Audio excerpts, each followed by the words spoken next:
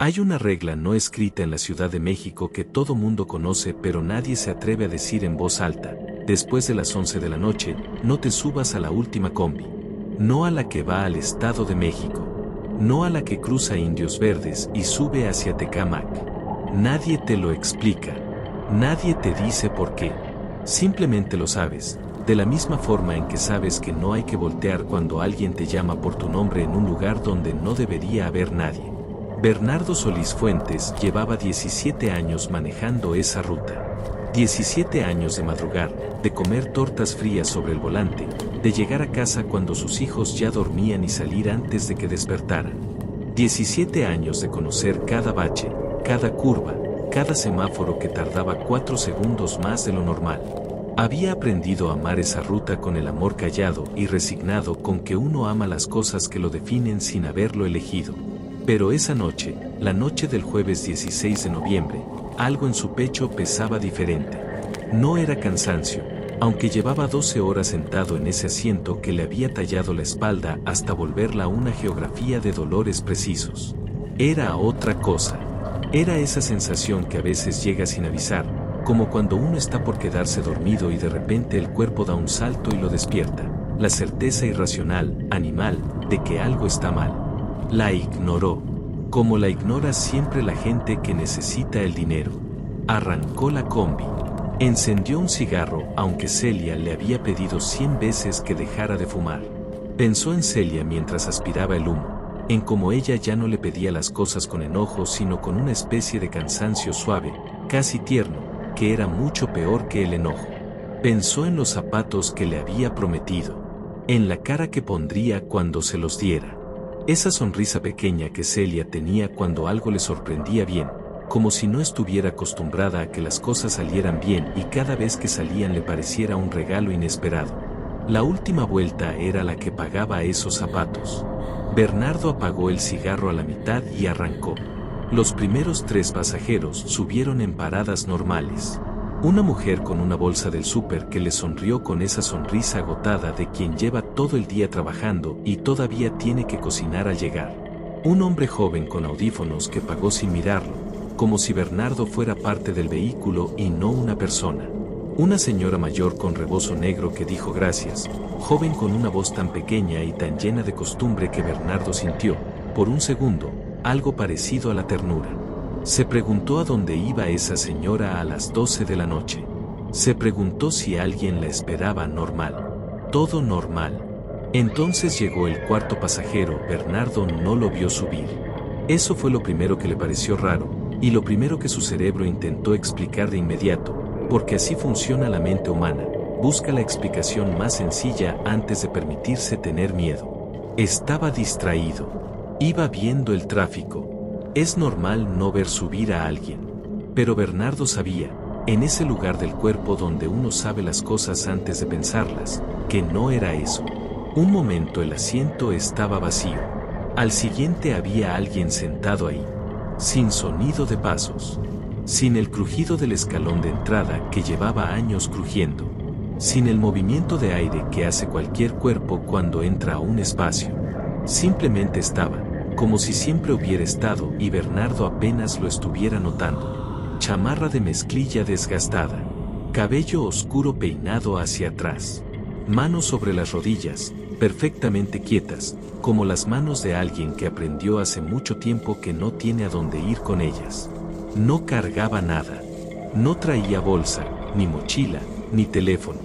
Las personas siempre traen algo. Siempre. La ausencia de esas cosas pequeñas hizo que Bernardo sintiera el estómago apretarse de una manera que no supo nombrar en ese momento. La bajé en el puente, dijo el hombre, sin que Bernardo le hubiera preguntado nada. Su voz era normal. Eso fue lo más perturbador. Una voz completamente normal, del tipo que no se recuerda 5 minutos después de escucharla. Del tipo que no pertenece ni a un hombre joven ni a uno viejo sino a ese espacio intermedio donde la gente existe sin llamar la atención. Bernardo asintió. Dijo que eran 22 pesos. El hombre sacó un billete y lo deslizó por la ranura. Y fue entonces, 30 segundos después, cuando Bernardo lo tomó y sintió el frío. No era el frío de un billete olvidado en un cajón. No era el frío de algo que estuvo expuesto al aire de la noche. Era el frío de algo que había estado bajo el agua durante mucho tiempo. Húmedo y pesado y con ese olor, tierra mojada, hojas que se pudren, agua que no se mueve, que Bernardo reconoció antes de entender por qué lo reconocía. Lo reconoció porque era el olor del canal. El canal que pasaba 20 metros debajo del puente. El canal al que su compadre Rogelio había caído una noche de noviembre 12 años atrás, y del que lo habían sacado 3 días después con ese color en los labios que Bernardo nunca había podido olvidar aunque había intentado hacerlo muchas veces. Guardó el billete. Sus manos temblaban levemente. Se dijo a sí mismo que era el frío de la noche, que era el cansancio, que era cualquier cosa excepto lo que empezaba a sentir que era. En el espejo, el hombre no se había movido. No parpadeaba. No respiraba. Y Bernardo, que llevaba 17 años leyendo pasajeros en el espejo retrovisor, leyendo sus cansancios y sus prisas y sus dolores de una manera en que uno aprende a leer a las personas cuando las ve todos los días sin hablarles, Bernardo supo, con esa certeza fría que es peor que el miedo porque no deja lugar a la esperanza, que lo que estaba sentado en el tercer asiento de la fila izquierda no estaba vivo. El quinto pasajero subió frente al Oxxo de la avenida principal y Bernardo la vio en el espejo antes de que llegara a la puerta. Una mujer joven con el cabello cubriendo la mitad del rostro, blusa blanca en una noche de 8 grados, sin abrigo, sin cruzar los brazos, sin hacer ninguno de los gestos pequeños e involuntarios que hace el cuerpo cuando tiene frío y sigue adelante de todas formas. Bernardo pensó, en el segundo antes de que ella subiera, no la deje subir. Fue un pensamiento que vino de algún lugar más abajo que el razonamiento, de esa capa donde viven los instintos que la civilización enseña a ignorar. No abras la puerta. Arranca. Sigue. Abrió la puerta. Porque así funciona uno cuando lleva 17 años haciendo lo mismo. El hábito es más fuerte que el miedo. El hábito es más fuerte que casi todo. Ella subió.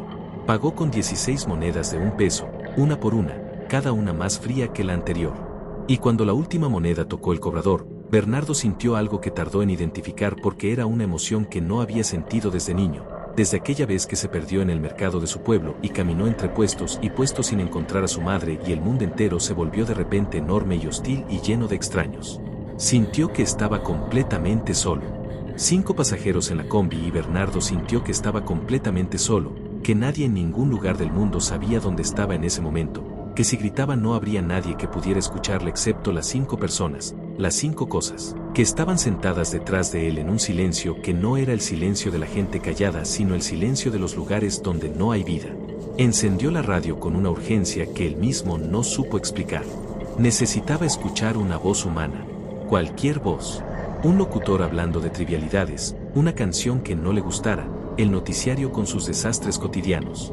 Algo que le recordara que el mundo seguía existiendo fuera de esta combi, en esta noche, en esta ruta que de repente se sentía como el único lugar que quedaba.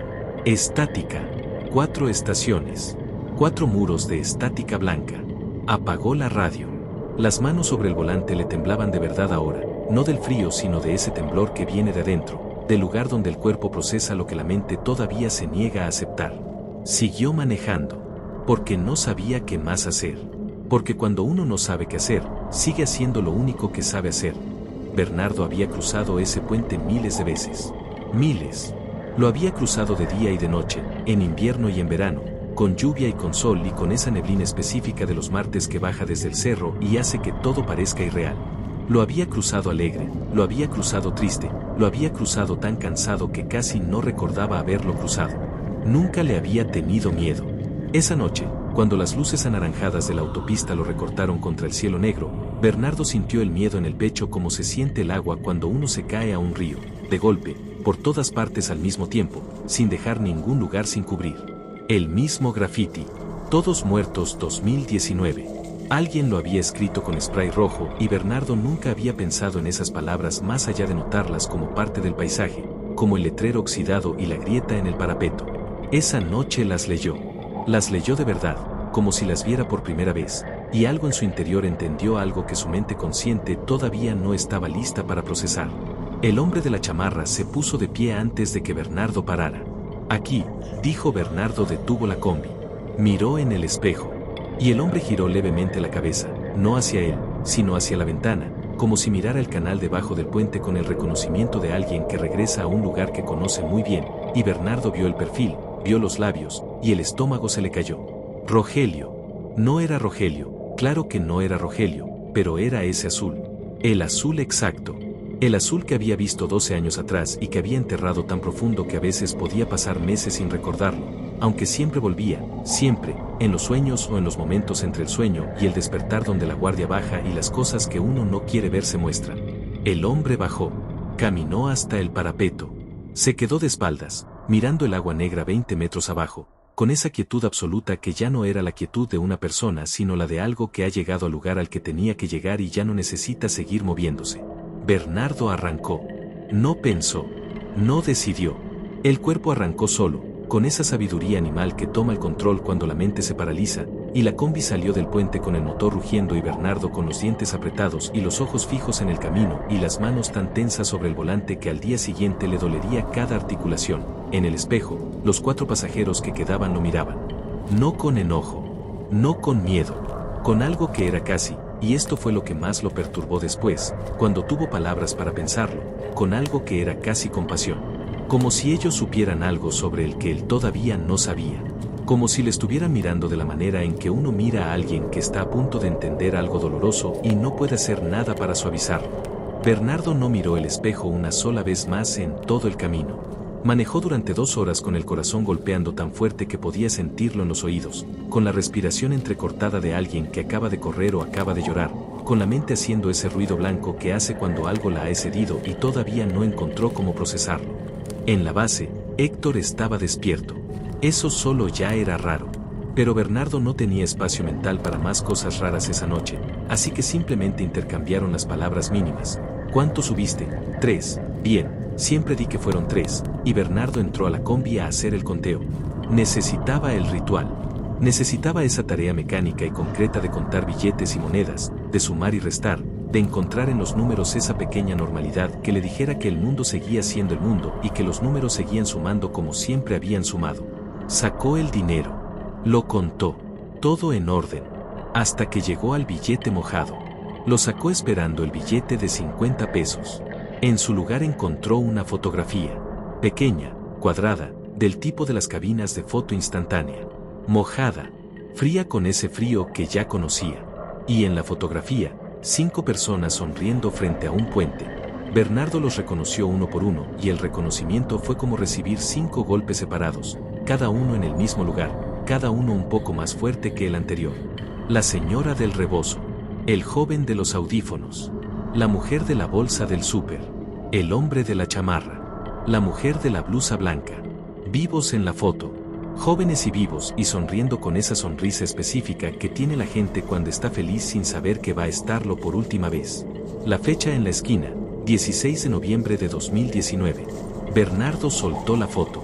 Le cayó sobre las rodillas y no se movió para recogerla. Se quedó sentado en el asiento del conductor de su combi, en ese estacionamiento de tierra a la 1:30 de la madrugada, y lloró. Lloró de una manera que no recordaba haber llorado desde que era niño, sin control y sin vergüenza y sin saber exactamente por qué lloraba excepto que había algo en esa foto, en esas 5 sonrisas de personas que no sabían lo que se venía, que rompía algo dentro de él que llevaba mucho tiempo a punto de romperse. Llegó a casa a las 2:15. La sopa de Celia estaba en la estufa, tapada con un plato para que no se enfriara, y ese gesto, ese pequeño gesto de cuidado cotidiano, tan silencioso y tan real, lo golpeó en el pecho de una manera que no esperaba. ¿Cuántas veces había llegado tarde y había encontrado esa sopa esperándolo? ¿Cuántas veces no lo había notado de verdad? No fue a despertar a Celia. No podía hablar todavía. Se sentó en la cocina con la sopa fría y el teléfono y buscó durante 40 minutos lo que una parte de él ya sabía que iba a encontrar. Accidente en puente de la autopista deja 5 muertos. 17 de noviembre de 2019. Una combi. El mismo puente. Los 5 pasajeros muertos. El conductor, herido grave, trasladado al hospital. El conductor se llamaba Bernardo Solís Fuentes. Bernardo leyó su nombre 3 veces. La tercera vez lo leyó en voz alta, muy bajito, casi en un susurro, como para verificar que las letras eran las que eran y no otras. Bernardo Solís Fuentes. Su nombre en una nota de periódico de hace 4 años, en la sección de noticias locales que nadie lee, entre un accidente de tránsito y el robo a una papelería. Fue al baño. Vomitó. Se lavó la cara con agua fría y se miró en el espejo durante mucho tiempo, buscando algo en su propio reflejo que le dijera que era, que seguía siendo, si la persona que se miraba en el espejo era la misma que había sobrevivido o si era algo más parecido. Los 5 que habían pagado con dinero mojado y se habían sentado en silencio esperando llegar al puente. El espejo no le respondió. Los espejos nunca responden. Solo muestran. La cicatriz estaba ahí como si siempre hubiera estado, larga, rosada, perfectamente real, justo debajo de las costillas del lado derecho. Bernardo la tocó con la punta de los dedos y sintió el tejido levantado, la piel que se cerró sobre algo que no debería haber pasado. Su cuerpo guardaba la memoria, aunque su mente la hubiera perdido. Fue a despertar a Celia. Ella abrió los ojos y lo miró, y en la fracción de segundo antes de que Celia dijera algo, Bernardo vio en su cara algo que lo heló más que cualquier billete mojado, no sorpresa. Celia lo miró con la expresión de alguien que lleva mucho tiempo esperando este momento y no sabe si alegrarse o asustarse de que por fin haya llegado. Se sentaron en la cocina. El té que Celia preparó era el mismo té de siempre, con el mismo vaso rayado de siempre, en la misma mesa pequeña donde habían tenido 1000 conversaciones sobre cosas sin importancia y nunca esta conversación que importaba. Y Celia habló. Habló del accidente, del hospital, de las 2 semanas que Bernardo había pasado entre la vida y la otra cosa, en ese umbral donde los médicos dicen estable pero grave y las familias aprenden a dormir en sillas de plástico. De cómo él había vuelto a manejar 6 meses después porque no sabía hacer otra cosa y ella no había tenido fuerzas para decirle que no.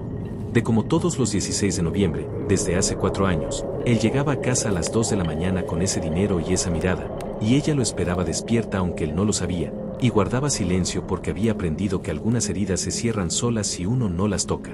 ¿Por qué nunca me dijiste?, preguntó Bernardo. Celia lo miró. Sus ojos estaban secos pero había algo en ellos que era peor que las lágrimas. Había el cansancio acumulado de 4 años de esperar que el hombre que amaba recordara que casi no estaba aquí. Porque, dijo finalmente, tú me pediste que no lo hiciera. La primera vez que llegaste así, a las 2 de la mañana, con ese dinero y esa cara, me dijiste, Celia, no me preguntes nada.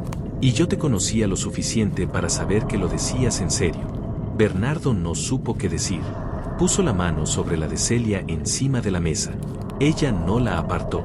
Y se quedaron así, los dos, en esa cocina pequeña a las 3 de la mañana, con el té enfriándose en los vasos y el silencio entre ellos que ya no era el silencio de la combi, ese silencio sin vida, sino el silencio de 2 personas que se conocen tan bien que a veces no necesitan hablar para entenderse. Héctor respondió al tercer intento, con la voz de quien esperaba la llamada y la temía al mismo tiempo. Y le explicó lo que Bernardo ya sabía a medias pero necesitaba escuchar en voz de otro para terminar de creerlo, que cada 16 de noviembre los 5 volvían, que pagaban su último pasaje, que él los llevaba al puente, que era una deuda, la deuda de quien sobrevivió cuando no debería haber sobrevivido o cuando los otros no deberían haber muerto, una de esas deudas que no tienen nombre en ningún idioma pero que se cobran igual. ¿Por qué yo?, preguntó Bernardo, aunque ya lo sabía. Porque estabas al volante, dijo Héctor. Porque sobreviviste. Y porque ellos 5 se quedaron en ese canal mientras tú te fuiste al hospital y luego a tu casa y luego a seguir viviendo. No es culpa. No es castigo. Es solamente lo que quedó sin terminar. ¿Y cuándo termina? Silencio largo. El tipo de silencio que no es indecisión, sino el tiempo que le toma a alguien encontrar la manera menos cruel de decir algo cruel. Cuando dejes de manejar, dijo Héctor finalmente. O cuando ya no haya diferencia entre tú y ellos. Lo que llegue primero. Bernardo colgó. Guardó el teléfono. Miró el parabrisas, el tráfico de las 2 de la tarde, la ciudad que seguía sin detenerse por nada ni por nadie, que había seguido sin detenerse mientras él estuvo en el hospital y mientras los 5 se quedaron en el canal y mientras Celia aprendía a dormir en sillas de plástico. Pensó en los zapatos de Celia. En su sonrisa cuando algo la sorprendía bien. En sus hijos que dormían cuando él llegaba y dormían cuando él se iba. En los 17 años de baches y curvas muertas y semáforos que tardaban 4 segundos más de lo normal. En todo lo que había construido con ese tiempo que no debería haber tenido. Encendió el motor. Porque no sabía qué más hacer. Porque el hábito es más fuerte que el miedo. Porque a veces uno sigue manejando no porque no tenga miedo, sino porque hay personas esperándolo en casa y eso pesa más que todo lo demás. Y porque el 16 de noviembre volvería. Siempre volvía. Y cuando volviera, Bernardo estaría al volante de su combi en la última vuelta, cruzando ese puente, llevando a los 5 al único lugar al que todavía necesitaban ir. Eso también era una forma de cuidar a alguien. La única que le quedaba. Durante los primeros días de diciembre de ese año, Bernardo Solís Fuentes tomó una decisión que le costó más que cualquier otra que había tomado en su vida, incluyendo la de venir a la ciudad a los 19 años con 100 pesos en la bolsa y sin conocer a nadie. Decidió que el siguiente 16 de noviembre no iba a manejar. No lo anunció. No se lo dijo a Celia, que ya sabía demasiado y con quien había hablado lo suficiente esa noche de noviembre para entender que había cosas que era mejor no seguir desenterrando. No se lo dijo a Héctor, con quien había cortado todo contacto desde la llamada. Se lo dijo solamente a sí mismo, en silencio, en ese momento entre el sueño y el despertar donde las decisiones se sienten reales y definitivas. Pasó el año haciendo su ruta de siempre. Los baches, las curvas, los pasajeros de todos los días, la señora de la colonia que siempre llevaba un nieto distinto, el señor de traje que se dormía en el segundo asiento y se despertaba exactamente en su parada, los jóvenes con mochilas enormes que volvían de alguna universidad que quedaba demasiado lejos. Bernardo los miró a todos con una atención nueva que no había tenido antes, con esa conciencia de que la gente es real y está viva y eso no es algo que deba darse por sentado. Compró los zapatos de Celia en marzo. Unos negros de piel, no muy caros pero sí bonitos, del tipo que dura años si uno los cuida. Celia los abrió y los miró y luego lo miró a él con esa sonrisa pequeña que Bernardo había estado guardando en la memoria desde noviembre, y él sintió algo caliente y sencillo en el pecho que no supo nombrar pero que sí supo reconocer. Estaba bien. Por un momento, estaba completamente bien. En octubre empezó a ponerse nervioso. No de manera dramática, no dejó de comer, no se despertaba de noche gritando, no hacía nada de lo que hacen las personas en las películas cuando el miedo las consume. Era un nerviosismo tranquilo y constante, como el zumbido de algo eléctrico que uno aprende a no escuchar hasta que de repente lo escucha y no puede dejar de escucharlo. Se descubría contando los días sin querer. Se descubría mirando el calendario de la cocina con más frecuencia de la necesaria. El 14 de noviembre habló con su jefe en la base y pidió los días 15, 16 y 17 libres. Una gripa, dijo. Su jefe lo miró de una manera que Bernardo no supo interpretar, no exactamente sorpresa, no exactamente entendimiento, algo en el medio, y dijo que estaba bien, que descansara. El 16 de noviembre, Bernardo se quedó en casa. Vio televisión con Celia por la tarde. Cenaron juntos, algo que casi nunca hacían porque él siempre llegaba tarde. Jugó ajedrez con su hijo mayor, Rodrigo, que tenía 15 años y ya le ganaba la mitad de las veces. Se fue a la cama a las 10:30, que era ridículamente temprano para él pero que Celia recibió sin comentario, simplemente apagando su propia lámpara y acomodándose a su lado con ese gesto de costumbre que tienen los matrimonios largos. A las 11:47, Bernardo se despertó, no por una pesadilla, no por un ruido. Se despertó simplemente, como si alguien hubiera dicho su nombre en la oscuridad, y supo sin necesidad de mirar el teléfono que eran exactamente las 11:47. La hora en que siempre terminaba su penúltima vuelta. La hora en que siempre empezaba la última. Se quedó inmóvil en la cama, mirando el techo. Celia dormía a su lado. La escuchó respirar, ese sonido tan cotidiano y tan precioso, y se concentró en él como si fuera una cuerda que lo anclaba al presente, a este cuarto, a esta vida que era su vida. Pero debajo de la respiración de Celia, o quizás dentro de su propia cabeza, Bernardo escuchó otra cosa. Muy bajita, casi imperceptible. El sonido de un motor de combi encendiéndose en la oscuridad. No durmió más esa noche. Se quedó en la cama hasta las 5 de la mañana escuchando cosas que quizás estaban ahí y quizás no. El motor, pasos en el pasillo que no eran de nadie, el crujido específico del escalón de la combi que llevaba años crujiendo. A las 5 se levantó, fue a la cocina, puso café y esperó a que amaneciera con la sensación de haber escapado de algo que no estaba seguro de querer haber escapado. A las 7 de la mañana sonó el teléfono. Era un número que no reconoció. Lo dejó sonar. Volvió a sonar. Lo dejó sonar. La tercera vez lo contestó. Era una voz de mujer. Joven, o parecía joven. Hablaba con una calma que resultaba más perturbadora que cualquier urgencia. Bernardo, dijo, sin presentarse, sin preguntar si era él, con la certeza de quien sabe exactamente con quién está hablando. Anoche nos dejaste esperando. Bernardo no respondió. Su mano sobre el teléfono se había puesto fría. No sé de qué habla, dijo finalmente, aunque lo sabía. Sí sabes, dijo la voz, sin enojo, sin acusación, con esa misma calma imposible. Pagamos nuestro pasaje. Esperamos en la parada. La combi no llegó. Bernardo, el pasaje ya está pagado. Siempre estuvo pagado. Da igual si vas o si no vas. La deuda no desaparece porque tú decidas no presentarte. ¿Quién es usted?, preguntó Bernardo, aunque ya lo sabía también. Silencio breve. Luego, soy la del Oxxo. La de la blusa blanca.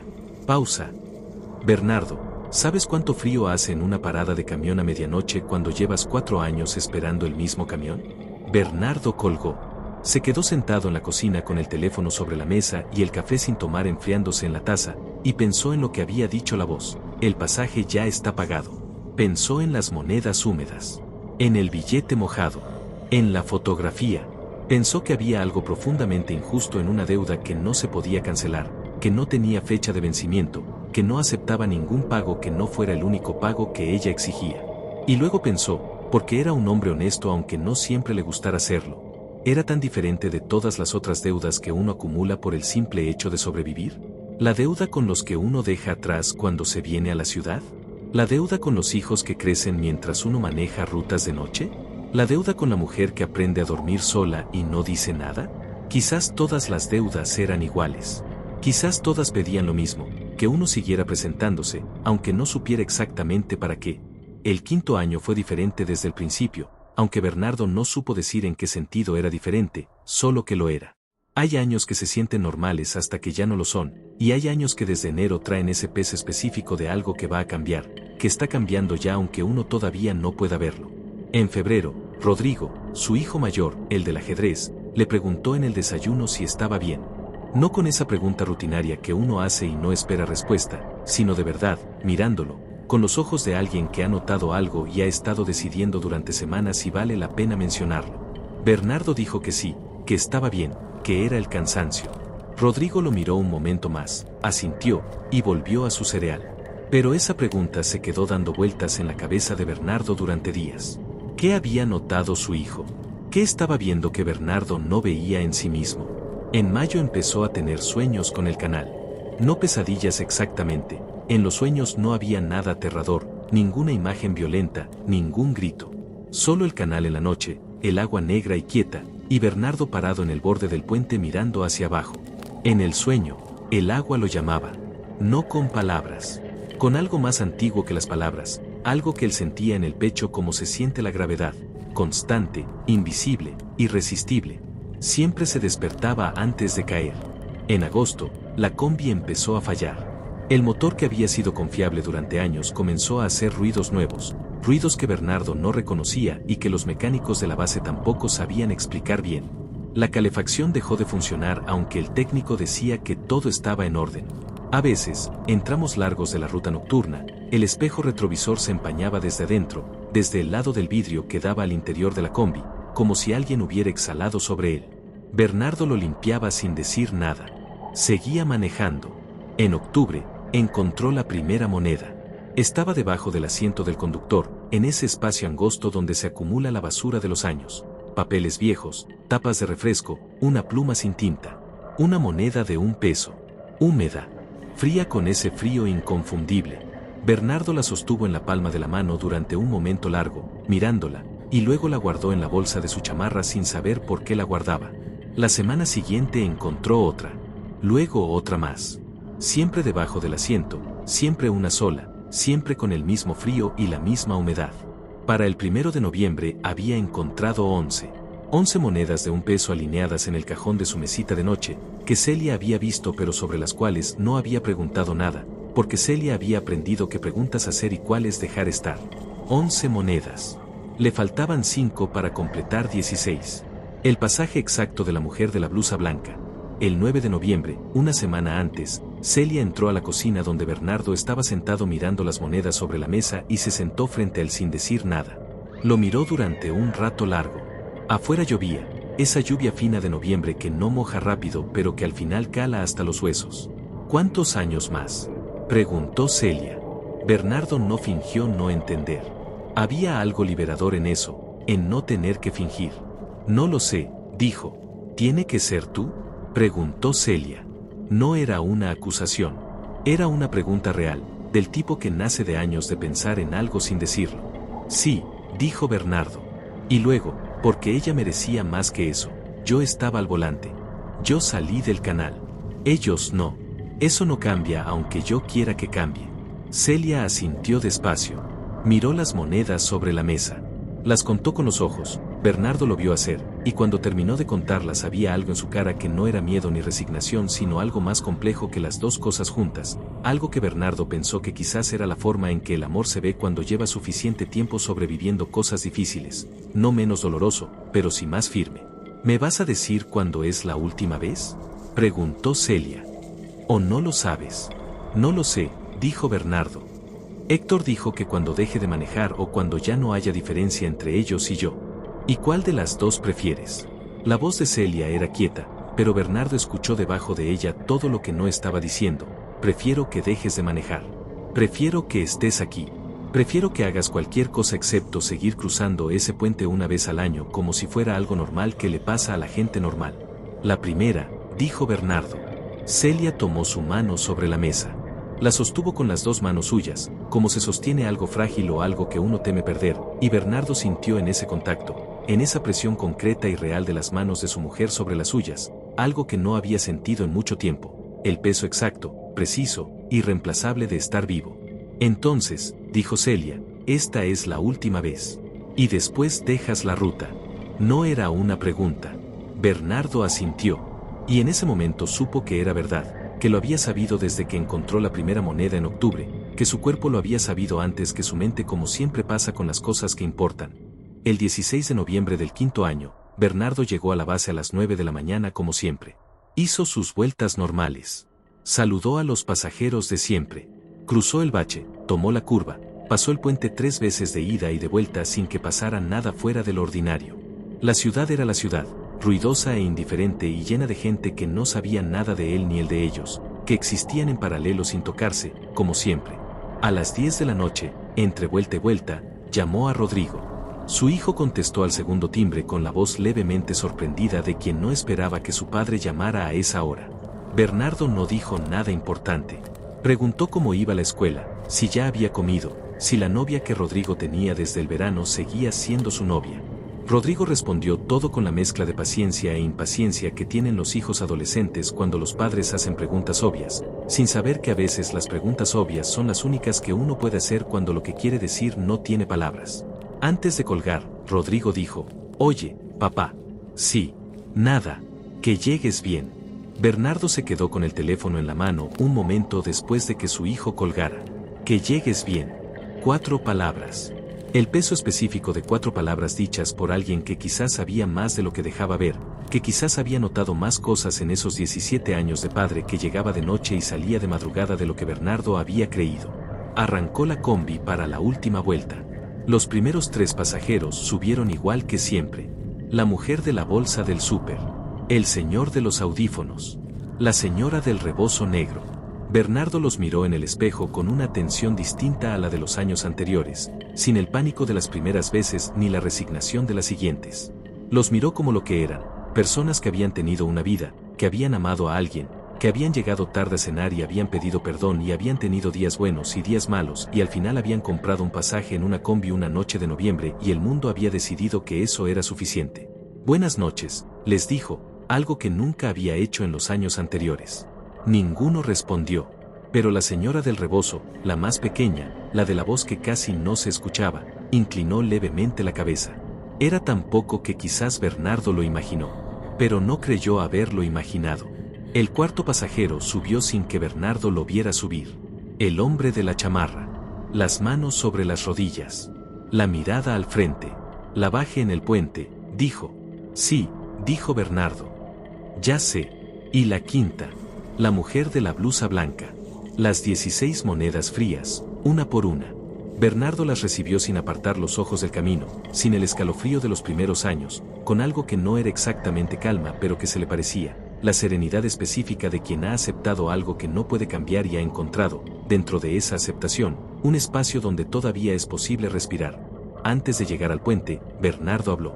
No sabía exactamente a quién le hablaba. Al espejo, quizás. A los 5 que estaban detrás de él en ese silencio que ya no le daba miedo sino algo más parecido a la tristeza. A sí mismo. A ese lugar intermedio donde las palabras van cuando no hay ningún destinatario claro, pero necesitan ser dichas de todas formas. No supe cómo pasó, dijo, con la voz tranquila de quien ha ensayado esto muchas veces en la cabeza y finalmente lo está diciendo en voz alta. El accidente. No lo recuerdo.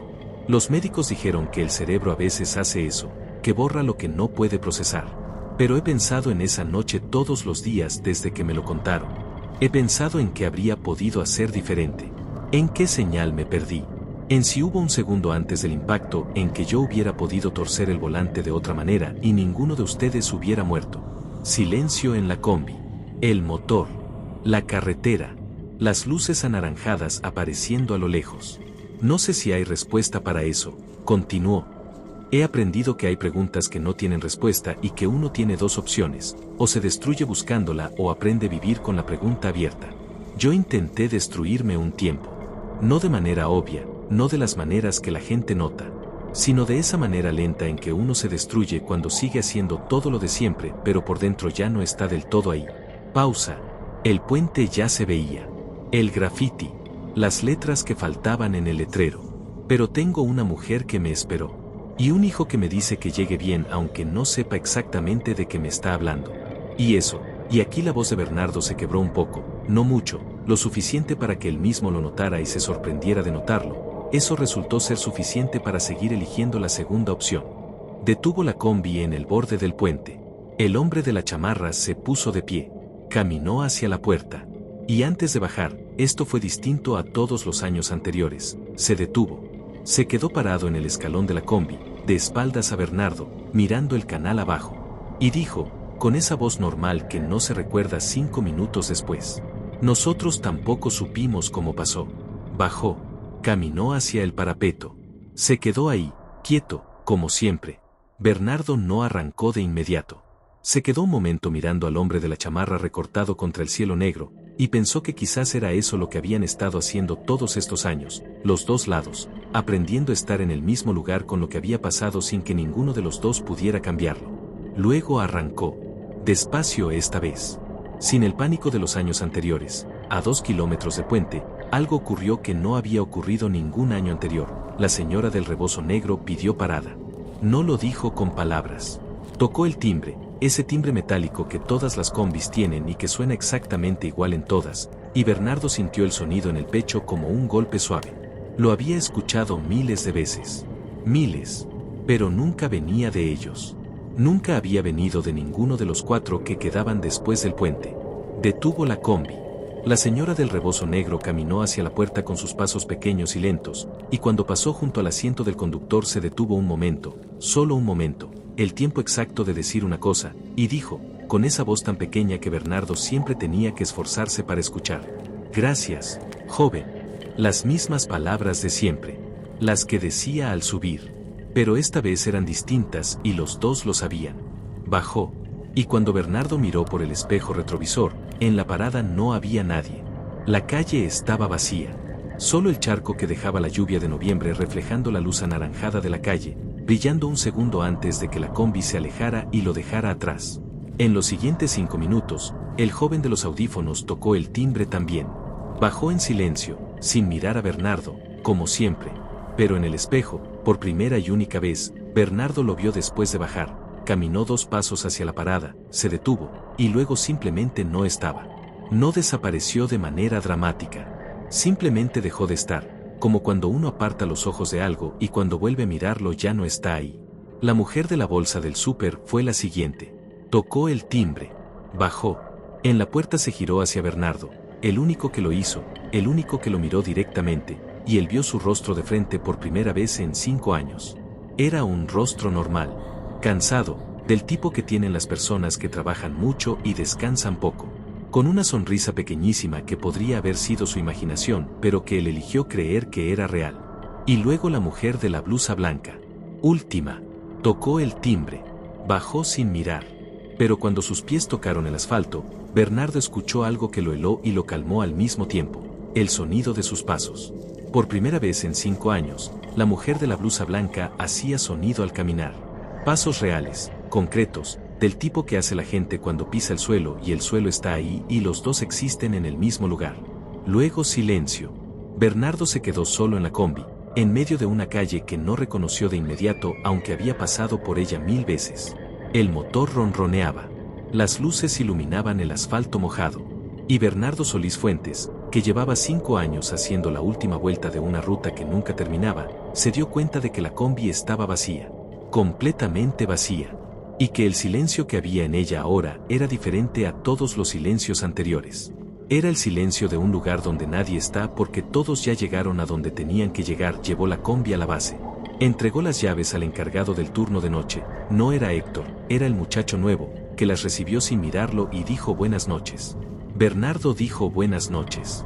Caminó hasta su coche, el Tsuru del 98 que tenía más kilómetros que algunos aviones y que seguía funcionando por una combinación de mecánica precaria y fe. Se sentó adentro. No arrancó de inmediato. Se sentó en silencio durante un rato que no midió, mirando el estacionamiento de tierra apisonada, las otras combis alineadas como animales dormidos, el cielo de noviembre que empezaba a aclarar en algún borde lejano aunque todavía faltaban horas para el amanecer. Pensó en los 5. Pensó en Rogelio, su compadre, que tampoco había salido del canal y cuya ausencia él seguía cargando en algún lugar del pecho que nunca había encontrado cómo vaciar. Pensó en todas las personas que uno pierde sin permiso, sin aviso, sin ninguna oportunidad de decir lo que debería haber dicho. Luego pensó en Celia esperándolo despierta aunque fingiera dormir. En Rodrigo que le decía que llegara bien. En su hijo menor, Diego, que tenía 9 años y que le había preguntado una vez, con esa honestidad brutal que tienen los niños de 9 años, por qué su papá siempre se veía cansado. Porque manejo mucho, le había dicho Bernardo. Y Diego había sentido con la seriedad de alguien que acepta una explicación aunque no la entiende del todo, y había vuelto a su tarea. Arrancó el Tsuru. Manejó a casa. Celia estaba sentada en la cocina cuando llegó, con el té en las manos y los ojos que decían que no había dormido nada aunque no lo admitiría. Lo miró entrar. Lo miró quitarse la chamarra.